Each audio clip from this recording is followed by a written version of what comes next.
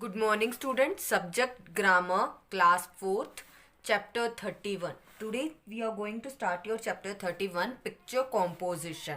Picture composition means they have given you some pictures. You have to see that pictures, recognize that pictures, and then you have to write what they have given in that picture. Means एक कहानी बनानी है, एक paragraph लिखना है आपको, ठीक है? You have to write a paragraph according to that pictures. So first they have given you some means they have given you some sentences. It is not in a meaningful. So what we have to do, we have to rearrange them. Means आपको एक कहानी दी गई है, वाक्य दिए हुए हैं, उन वाक्यों को उन्होंने क्या किया है, अरेंज करके नहीं लिखा. तो आपको क्या करना है, उन्हें रीअरेंज करके कहानी बनानी है. ओके, पहले हम कहानी को पढ़ते हैं. हाँ, मानती हूँ कि इस कहानी को उन्होंने सही तरीके से नहीं लिखा. यहाँ पे आप देख सकते हो उन्होंने गोले बनाए. You can see they have given you the circles. In this circles you have to write which sentence will come first and which will come at last and which will come in second and third point. Okay, so let us start reading this. Rearrange the following sentences to make a story. आपको क्या करना है, निम्न वाक्य जो दिए हुए हैं उनको क्रमबद्ध रूप में लिखकर एक कहानी बनानी है. Once Galib and his friend were sitting on the terrace of their house. Once Ghalib और उसके दोस्त जो है वो टेरेस मीन्स छत पर अपना मतलब ऑफ देयर हाउस मीन्स अपने उनके घर के छत के ऊपर बैठे थे. वर सिटिंग मीन्स बैठे थे. Ghalib was a famous Urdu poet. Ghalib जो थे वो बहुत ही प्रसिद्ध उर्दू कवि थे. To this, Ghalib replied, yes, a donkey does not like mangoes. Ghalib ने कहा कि हाँ, गधे जो होते हैं उन्हें आम पसंद नहीं होते. Ghalib loved to eat mangoes, but his friend did not like mangoes. Ghalib को आम जो है बहुत पसंद थे, लेकिन उनके जो दोस्त थे उन्हें आम बिल्कुल भी पसंद नहीं थे. A pile of mango skins were lying on the road. A pile of mango skins means आम के जो छिलकों के जो टुकड़े होते हैं वो रास्ते पर पड़े हुए थे, किसी ने फेंक रखे थे.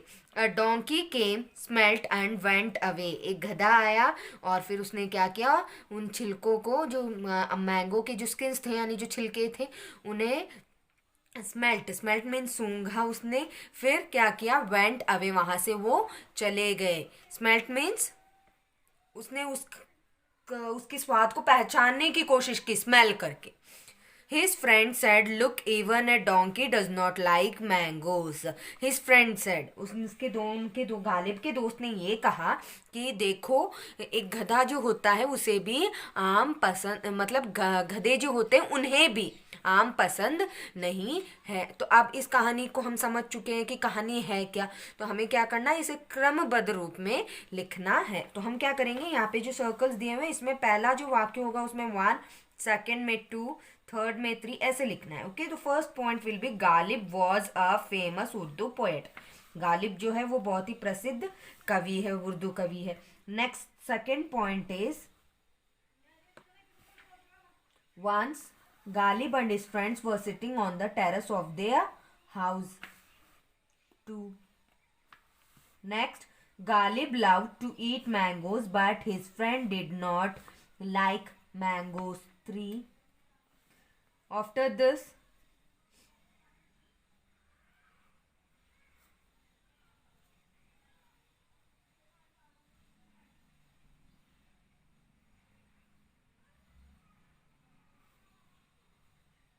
a pile of mango skins were lying on the road. A donkey came, smelt and went away. His friend said, look, even a donkey does not like mangoes.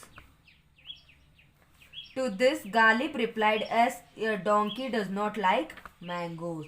यहाँ पे कहानी जो है ये थी कि एक प्रसिद्ध गालिब नाम के एक कवि थे जो कवि थे.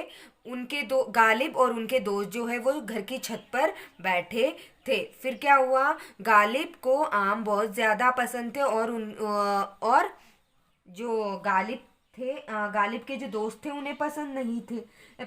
तो एक दिन क्या हुआ, रास्ते पर कुछ छिलके पड़े थे तो डोंकी मतलब एक गधा आया, उसने सूंघा और वहां से चला गया. तो उनके दोस्तों ने देखकर कहा, हाँ सही है, गधों को आम पसंद नहीं होते, तो उन्होंने ये रिप्लाई दिया, to this Ghalib replied. Okay, in this way you have to make a story. Yes, students, now let's see question B. The following picture show Ajay's daily routine. Write a paragraph on Ajay's daily routine. आप यहाँ पे pictures देख सकते हो, जो pictures दिए हुए, इन pictures को देख के आपको ये पता चलता है कि जो अजय नाम का एक लड़का है, ठीक है, उसकी जो रोजाना की जो भी आदत है, जो डेली रूटीन है, वो हमें यहाँ पे पिक्चर्स के मुखांतर बताई जा रही है। तो हमें क्या करना है, हमें एक पैराग्राफ लिखना है। क्या करना है, एक पैराग्राफ लिखना है कि अजय की जो डेली रूटीन है वो क्या क्या है। तो हम पहले पिक्चर देखते हैं। पहली पिक्चर में बताया जा रहा है कि अजय जो है वो सुबह उठता है, नेक्स्ट वह एक्सरसाइज के लिए जाता है, फिर उसके बाद वो नहाता है, he takes bath, then he takes his lunch breakfast and then he moves to school and he goes to school at a time and then he come backs in the afternoon and then he moves for a ground to play cricket, and then after this he watches TV for some time and then he has his dinner and he goes to the bed. Okay, this is Ajay's daily routine. So what you have to do, you have to make a paragraph. Now you can see here, Ajay get up at 6 o'clock in the morning. Ajay कितने बजे उठता है, सुबह 6 बजे उठता है। He brushes his teeth and wash his hands and face. वह क्या करता है, उठने के बाद वह ब्रश दांत साफ करता है, अपने हाथ मुंह धोता है। Then he go out for doing exercise. फिर वो क्या करता है, बाहर निकलता है, क्या करने के लिए, एक्सरसाइज, कसरत करने के लिए। And then he take a bath. फिर वहां से एक्सरसाइज फिनिश होने, कंप्लीट होने के बाद वो नहाने जाता है, तो स्नान करके आता है।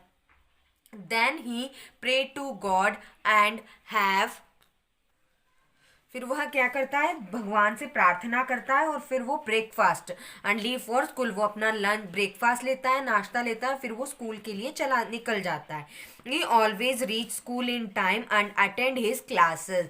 वह हमेशा स्कूल टाइम पर जाता है और अपनी क्लासेस, जो भी क्लास में पीरियड्स होते हैं वो सारी क्लासेस वो लेता है। He return home in the afternoon. फिर वो दोपहर में अपने घर वापस लौटता है जब स्कूल की छुट्टी हो जाती है। Then in evening he goes to play cricket with his friends. फिर शाम को वो अपने दोस्तों के साथ क्रिकेट खेलने चला जाता है। Then he watch TV for half an hour. फिर वो आधे घंटे के लिए टीवी देखता है, फिर वहाँ पढ़ता है। एट 9 PM ही टेक्स हिज सपर। फिर रात के 9 बजे वो अपना डिनर, रात का जो भोजन होता है वह लेता है। He go to bed at 10 o'clock। फिर वो रात के 10 बजे सोने चला जाता है। ओके, ये एक पैराग्राफ था जो अजय की डेली रूटीन पर लिखा गया। अब हम देखेंगे next question. Now we are going to do next question. Question C, write a story based on the picture using clues given below. यहाँ पर एक कहानी दी गई है, आप यहाँ पे क्लू देख सकते हो। इस क्लू के अनुसार हमें पहचानना है कि ये कहानी कौन सी है, फिर उस कहानी को हमें पूरा करना है।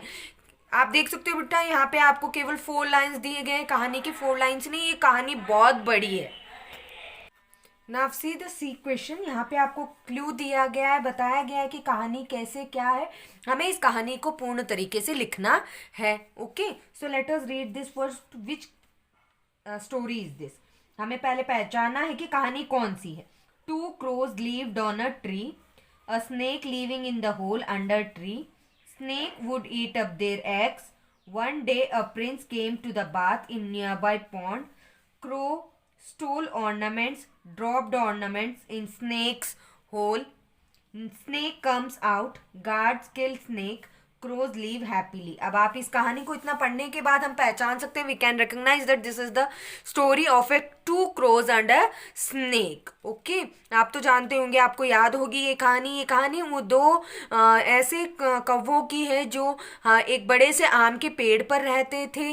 वो रोज़ाना सुबह क्या करते थे, खाना ढूंढने चले जाते। तो एक सांप था उसी पेड़ में, नीचे उसने बिल बना रखा था। तो वो क्या करता था, पेड़ के ऊपर चढ़ता और क्या करता, उनके जो अंडे होते उन्हें खा जाता।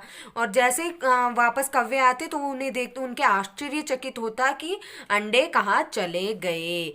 फिर एक दिन उनको पता चला कि कैसे क्या हुआ, तो उन्होंने क्या किया, हमेशा ऐसे ही होता रहा तो वो परेशान हो गए। परेशान होने के बाद वो वहाँ अपने मित्र के पास जाते हैं जो एक लोमड़ी है। तो लोमड़ी ने उनको सुझाव एक उपाय के साथ फिर उन्होंने कहा कि चलो मैं देखता हूँ, सोचता हूँ इसके बारे में। तो एक दिन लोमड़ी वापस अपने दोस्तों के पास एक उपाय लेकर आती है। तो कहती है कि तुम एक काम करो, नदी के तट के किनारे चले जाओ जहाँ पर औरतें नहाती रहती हैं, यानी जो रानियां होती है ना वो नहाती रहती है। तो वहाँ चले जाओ और वहाँ जाकर तुम वहाँ से एक नेकलेस उठा लाना, ठीक है? तो हम उसे सांप के बिल में डाल देंगे। तो ऐसा ही उन दोनों कौवों ने किया। तो दूसरे ही दिन कौवों ने ऐसा किया। तो ऐसे करने के बाद क्या हुआ, जैसे ही कौवे उस हार को लेके वहाँ से चलने लगे तो वो देख लिया गया। तो सांप जो था, यानी मतलब जो राजा रानी के जो गार्ड्स थे, रानी के जो गार्ड्स थे, वो उस हार को ढूंढते ढूंढते कहाँ आ गए, सांप के बिल के पास आ गए। और उन्होंने जब देखा तो सांप के बिल में वो हार था। तो उन्होंने वो हार निकालने के बाद क्या कि जैसे सांप बाहर निकला, उन्होंने उस सांप को मार डाला। तो उसी दिन से कौवे जो थे वो खुशी से वहीं पर रहने लगे, उसी पेड़ पर। तो ऐसे बुरे लोगों का अंत होता है। Now let us write the story. Once upon a time there lived a pair of crows on a huge mango tree. एक समय पहले की बात है कि जब एक कौवे का जो जोड़ा है वो एक बड़े से, ह्यूज मीन्स बड़े से आम के पेड़ के ऊपर रहते थे। One morning when the crows went in search of food, the snake crawled up the tree and ate some of the eggs. एक सुबह जब कौवे खाने की खोज में बाहर निकले तो जो सांप था वो रेंगते हुए पेड़ पर चढ़ गया और वो कुछ अंडे खा गया। When the crows came back, they were shocked to find some eggs missing. जब कौवे वापस लौटे तो उन्होंने देखा कि वहां पर कुछ अंडे नहीं थे, तो उन्हें शौक लगा। As the days passed, the snake grew greedy and ate up all the eggs. जैसे जैसे दिन बीतते गए तो जो सांप था वो ग्रीडी होता, लालची होता गया। तो वो क्या करता, हमेशा ही सारे अंडे खा जाता। The fed up crows decided to ask their friend the wise fox for advice. जो कौवे परेशान हो चुके थे उन्होंने निश्चय किया कि वो अपने मित्र जो बुद्धिमानी लोमड़ी है उसके पास जाकर कोई सलाह लेंगे। The fox came up with a plan. लोमड़ी जो है एक उपाय के साथ वापस आई। In the morning go to the river bank, he said. उसने कहा, लोमड़ी ने कहा कि एक काम करना, नदी के किनारे चले जाना। When the ladies from the royal family come to the bath, just pick up a necklace and drop it into the snake's hole. जब जो बड़े घरानों की औरतें जब आके वहाँ में रॉयल फैमिली की मतलब रानियाँ आके उस तट के किनारे पर नहाने लगती है, तब एक काम करना, उनका नेकलेस जो हार है जो है वो उठाकर सांप के बिल में डाल देना। Next morning the female crow did has told. दूसरे दिन सुबह ही जो फीमेल क्रो था है ना, उसने क्या किया, जैसे कहा वैसा का वैसा ही उसने किया. Seeing this the royal guard chase the crow and reach the snake's hole. ये देखते हुए क्या हुआ, रॉयल गार्ड्स जो वहाँ उनकी जो गार्ड्स थे ना, जो बॉडी गार्ड्स होते, उन्होंने क्या किया, कौवे का पीछा किया और सांप के बिल तक आ पहुंचे. When the snake came out, one of the guards took out his spear and killed the snake. जैसे ही सांप बिल के बाहर निकला तो एक गार्ड ने क्या किया, एक गार्ड ने उस सांप को अपनी तलवार से मार डाला. The crows were happy. कौवे बहुत खुश थे और एंड लिव्ड हैप्पीली, और वहीं पर बड़ी खुशी से रहने लगे उसी पेड़ पर. Okay students, I hope all of you have got understood this story. You have to write this story in your textbook. If there is no space, you have to write in your notebook, okay, and learn the story.